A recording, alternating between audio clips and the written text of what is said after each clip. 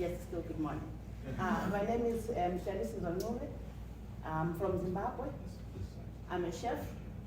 I'm a founder of a grassroots culinary school, which empowers women and girls with cooking skills, focusing on quality, cost-effective ingredients for health benefits.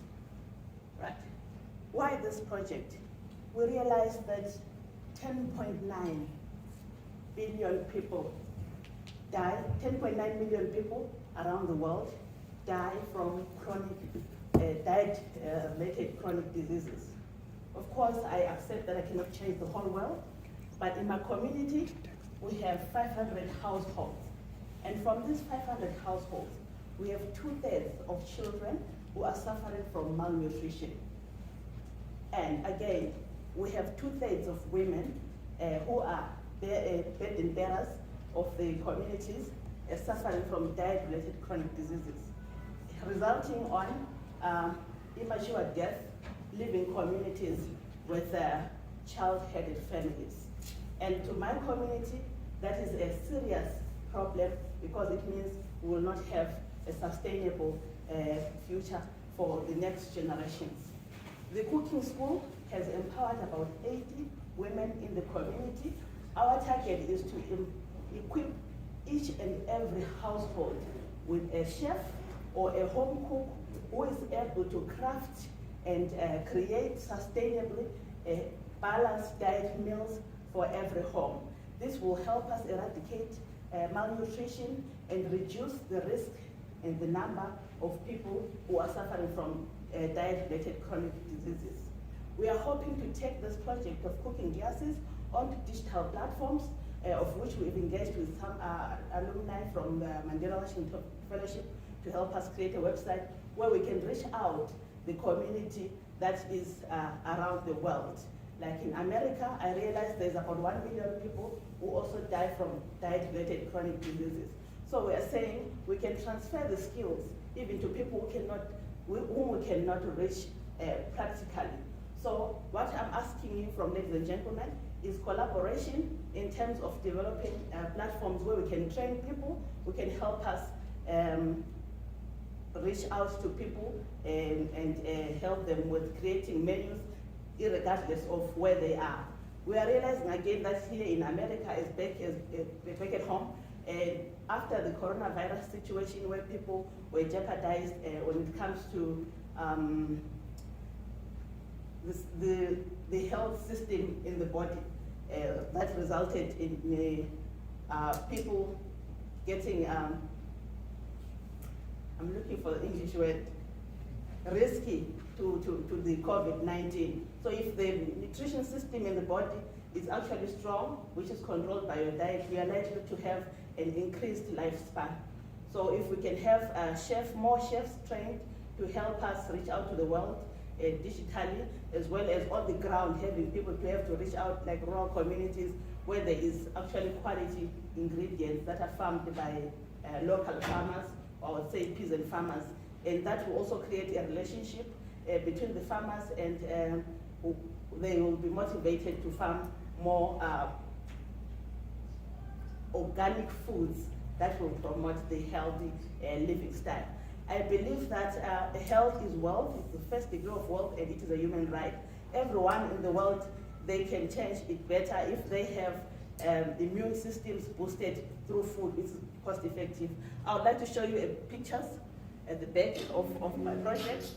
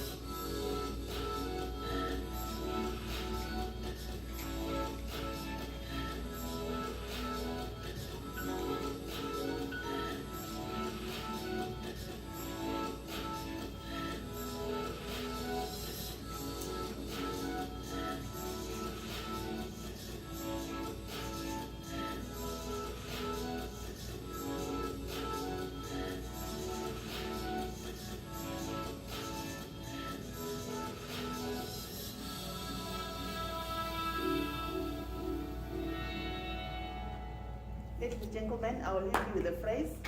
Are you eating healthy? Do you check your diet? If you want to live long, get yourself a cooking skill and change your life, not only your life, your family life, your friends' life, and change the world bit by bit. Thank you very much.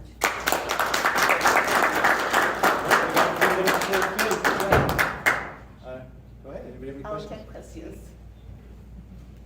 So, in America, this looks like particularly good cooking because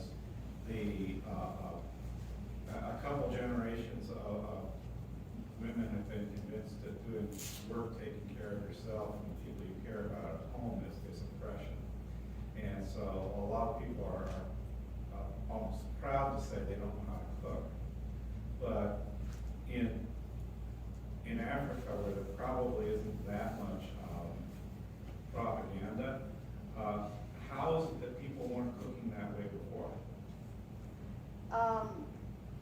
In the beginning, we were using indigenous ingredients, but later on, the world became a global village, and people switched from indigenous foods into foods that were processed and brought in, and they had very few information about the manufacturers. We hardly read like even the notes on the packaging of the food.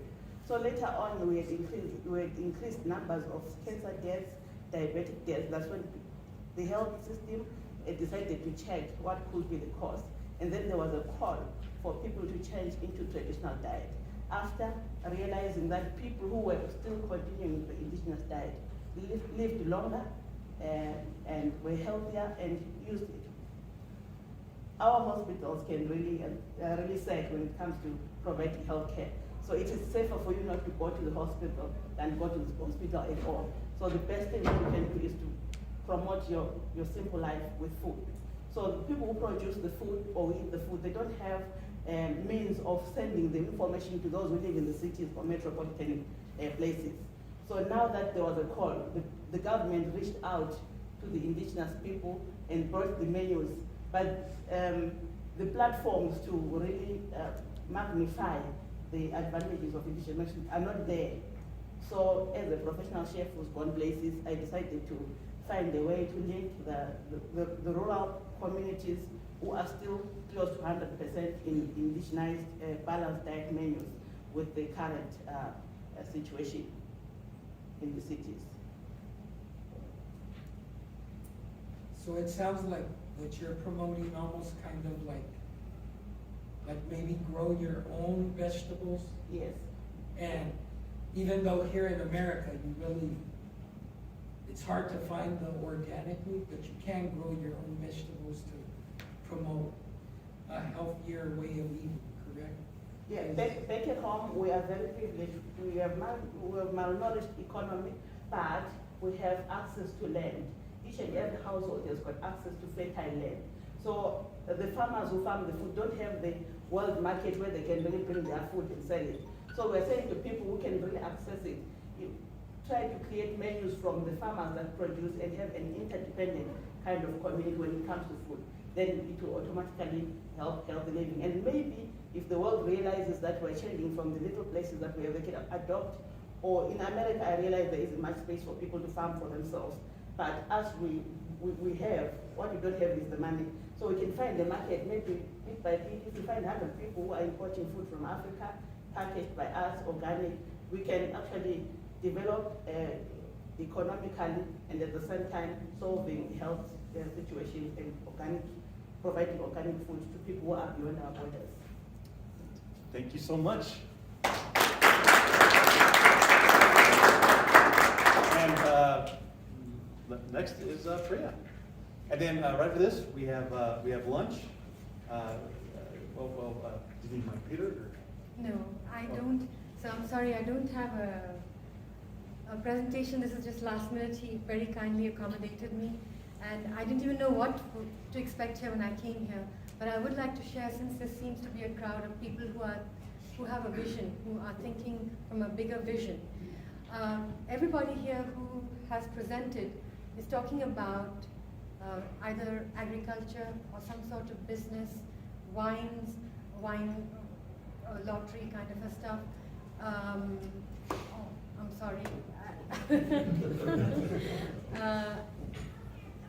What are the other things that you spoke about? There are a lot of things here, whether it's computers or blockchains or even a safety pin. What is the reason? I'll ask you this question. What is the reason why we're doing all this? Anyone? Why? What are all these things for? We want to address current problems, Current problems, foreseeable future problems. future problem, and for the well-being of the human being. Would you agree with me? Sure. Even the safety pin, which you help, it's making your job convenient, right? It reduces your time. So everything that we're doing here, everybody is doing in this whole world, whatever business we're doing is really for the ultimate well-being of the human.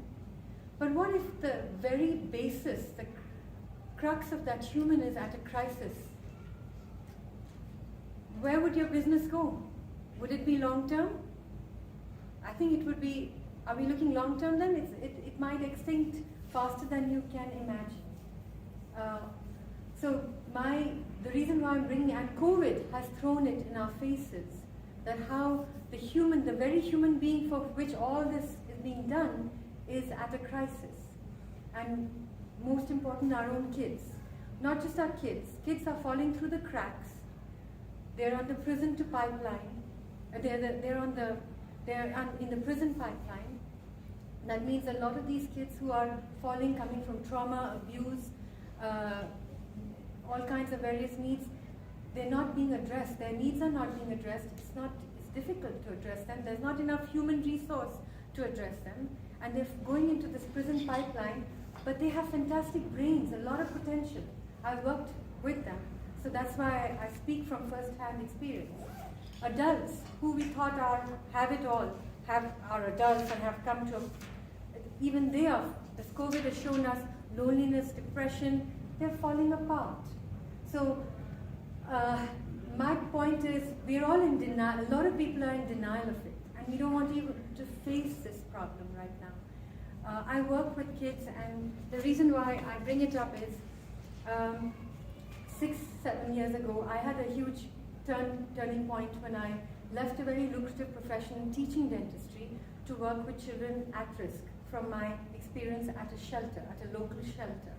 And my goal is to have a foster home ranch, a home being the key word, not a shelter, but a home. And why do I say that? Because the shelter, people go to work, address the needs of the kids, and then they go back. But the children are still there. And they have the biggest need for the kids. And this is happening in the US. I'm not talking any other country in the US. Reno. We think it's happening to all the races. We think it's happening to only the minority races. I'm sorry to say, in Reno, the majority is Caucasians. And the most number of kids in the foster system are Caucasians. So this is happening to every race. But we don't even want to address or look at it. So foster home ranch would be where the staff or foster parents will actually live on site. The children live there with parents. And basically have a multi-pronged, address their needs in a multi-pronged way. Engaging methods of education being a huge part, which is what my non-profit is. You can't address this by one method. Alternative methods. Our future leaders, it's already happening. I attended a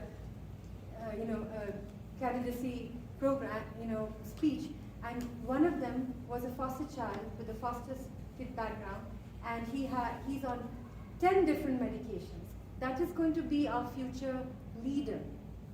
Not our future constructive citizens is going to be a dream if that's the kind of heavy reliance of medication continues. So alternative modes of treatment are important. And finally, I just want to wrap up with, how do we connect? My question is for your future constructive who will actually buy your goods. If you want that, to have mentally empowered and balanced children and adults. How can we connect all this with the blockchain? How do we gather evidence so that we can have the funds to address this issue in not a rocket science. It's not rocket science, it's not religious, it's breath work, which releases serotonin, dopamine, which you take you take medications for that, your own body can produce it through breath work. 3 months to 7 months, a child can turn around completely. Adults, a little longer, but not that much. Wouldn't you rather have that tool empowered with you than go around with medications, with heavy on your mind, a fog? So I just want to throw that across. And if anything resonates here, please contact me. Awesome, thank you. Do you want to start the question? Any questions? 3 minutes? This is quite fantastic. I think your idea and the way you present that everything resonates with me. And not only in the US, but the problem that we have in Ethiopia. So, as I said earlier, mental health has been neglected. It's not seen as a public problem that we have it everywhere. I think COVID have shed a light on it. And we have a friend who is, fortunately he is not here, but he's a visual artist from Rwanda, Kigali. He's a visual artist. He uses painting as a medium of mental health therapy at his art studio Kigali. So I think he would be very much interested if you met him and if he could have a drawing session with the kids you're working with for free. So he's there, and I'll make sure to give his number. His name is Moses. Thank you. And with the virtual world becoming a reality, that would become very possible. No, he's here. He's Oh. real. Yeah. Thank you. Any other questions? All right. Do you have the organization name or? Well, I have an education nonprofit, Yeah. but that is the work only for education.